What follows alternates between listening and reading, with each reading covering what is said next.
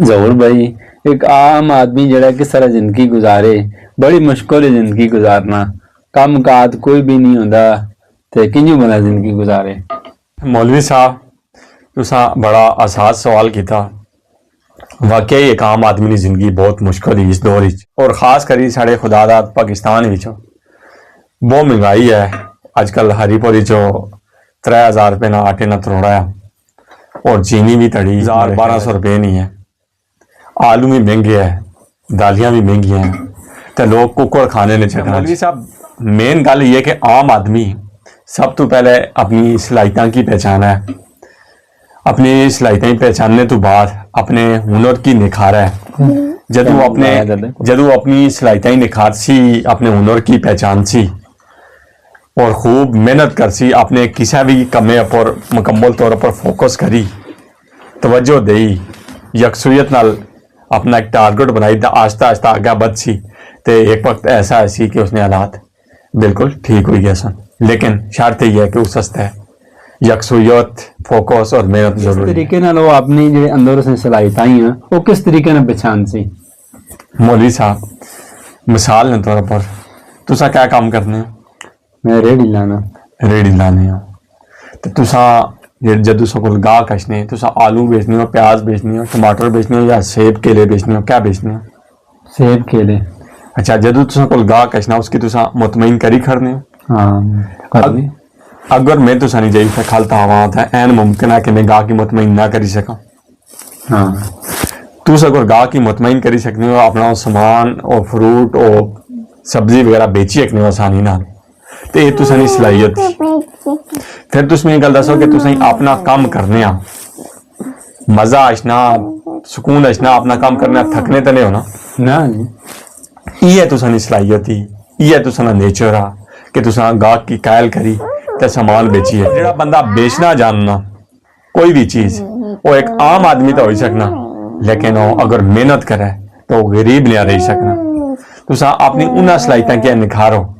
आज तुसा रेड़ी लाई, आस्ता आस्ता तुसा रेड़ी अपनो अगर दुकाना पर शिफ्ट हो और दुकाना तो बाद तुसा आजकल तुस देखी कि यूरोप जो तरक्की याफ्ता मुल्क है उत्थे जेडे आम लोग है उन्हें होम डिलीवरी शुरू की थी। तुसा फ्रूट सब्जी कोई भी चीज़ घर चू आर्डर किनो, एक छोटा जा मोटरसाइकिल रखो, अगर मोटरसाइकिल नहीं कीमत नहीं या कीमत अदा नहीं करी सकने तो एक साइकिल रखो तो होम डिलीवरी भी करो। बहुत सारे लोग के जेडे घर च नहीं रहने, घर च उन्होंने कुड़ियां होनियां, उतों तुसा की कॉल करो आर्डर अच्छा है, तुसा सामान अपना साइकिल रखा कि पैडल मारे घर बैल बजाई दिता, उन्होंने को पैसे कि डिलीवरी चार्जेस भी थोड़े बहुत किनो, तो आस्ता आस्ता सारी जिंदगी बेहतर हो जल सी। ये तो मसले आम आदमी जितने भी है ना जो पैसे ले रेड़ी तो फ्रूट ही नहीं खरीदने, सब तो बड़ा मसला है वे। गरीब आदमी जो खरीदना है ना वो भी जी 100 रुपए की तुम कोशिश होनी है यार मां 60 रुपए की मिल जुले, सब तो बड़ी प्रॉब्लम तो है वे। बात ता ना असी अगदे मौली साहब जदों कोई बंदा कोशिश करना बारगेनिंग करना कि मिगी 60 नहीं मिला, ऑलरेडी पूरी मार्केट तुसा देखो एक रेट हो सी रेड़ियां वाले ना, एक दुकाना वाले ना, उस जितने भी रेट थे उस मार्केट ने उन्हें चो तुस देखो कि तुसा 5 रुपये काट लाओ और कोशिश करी तो अपनी चीज़ा ज्यादा बेचो। ये फोकस ना करो कि मिगी पैसे ज्यादा लवा। तुस देखो काबलियां ना तुस अंदाजा लो। मैं तुसा नाल थोड़ा जा वक्त गुजारिया, तुसा कोल एक काबली होना सा, अपनी रेड़ी फुल भरी ते लाना होना सा और शामी वो खाली करी छड़ना सा सेबा नहीं। तो तुस सारे लोग जेडे देसी लोग से हो, तुसा रेड़ियां थोड़ा थोड़ा सौदा लाने से हो, अगर 5 रुपये दुआ बंदा काट कर बेची सटा सामान उस नाल तुस कोलने से हो, ओए रेट की जो काट कर सटी तू रेट खराब करना है, तो वो तुसा ने सामने 10 रुपये किलो रखी तो पूरी रेड़ी बेचना सा। मिसाल ने तौर पर वो 5 मन सेब बेचना सा, तुसा दिहाड़ी ने 10 किलो बेचने से कितना फर्क है तुसा? वो मसला गलत है ना, वो तो वो होलसेल का काम करने या पिंडियों जुल के आने असी तो कि आसानी इतनी इस्तात नहीं हो सकती ना, पिंडियों जुल के आना मकसद असी 100 रुपये किलो सेब बेचने वो सेब साढ़े किलो नहीं किन्ने दुकाना जुल के 250 रुपये किलो भी सेब चाह कहते ने लोग, असी के करा साढ़े को 100 नहीं किन्ने उन्होंने 250 चाह कहते दुकान वाले को। अगर तुसा ने एक बंदे की इस्तात नहीं तो तुसा 10 बंदे मिलो तो पिंडियों माल आना सुजुकी च तुसा हरीपुर की मंडी तो सस्ता भी पैसी और तुसा थोक ने हिसाब नाल बेची भी सकते हो। रोज सुजुकी तुसा उतों भरी दा आनो अच्छी ते किलवे नाल तुसा 10 रुपए 15 रुपए रखो और थोक ने हिसाब नाल बेचो। दूई ये गल कि अगर तुसा कोल लोग समान ने खरीदने वो बड़ी दुकान महंगा जगह सी खरीदने, तुसा एक ऐसी मार्केटिंग करो, कोई ऐसा बैनर बनाओ जिस पर ऐसे तजस्सुस पैदा करने वाले नोट लिखो और अपने सामान की अच्छे तरीके से सजाई ते रखो, साफ सुथरा रखो, कपड़े चंगे जिलाओ, सोने लाओ, दाढ़ी की तेल लाओ, कंघी फेरो, उतना पता लगा कि एक जेंटलमैन खलता, एक पढ़ा लिखा बंदा खलता। लोगों की इज्जत करो, रिस्पेक्ट दो उन्हें कि उन्होंने दुआ सलाम करो और अच्छे तरीके से उन्हें सौदा बेचो।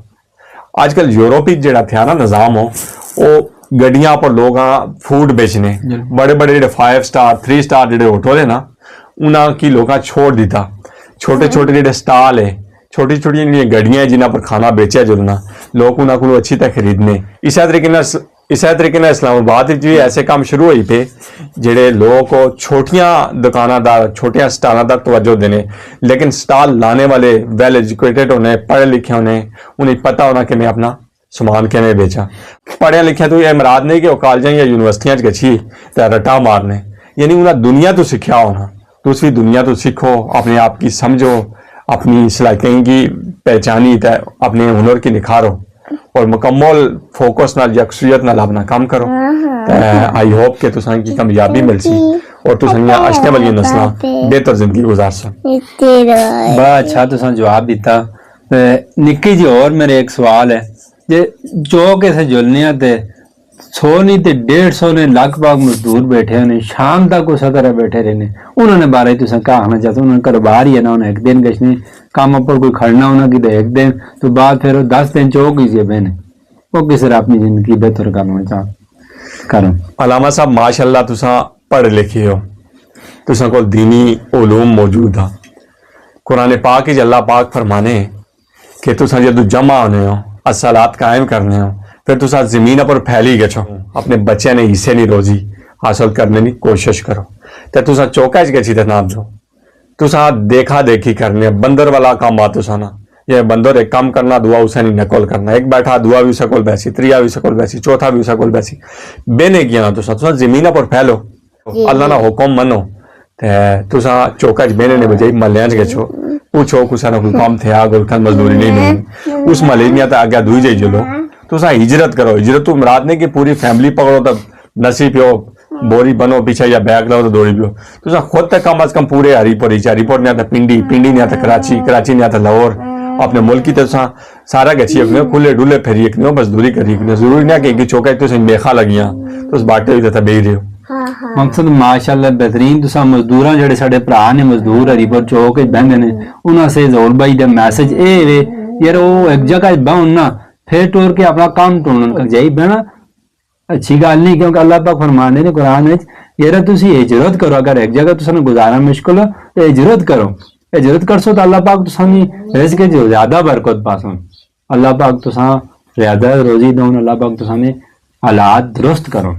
हाफिज।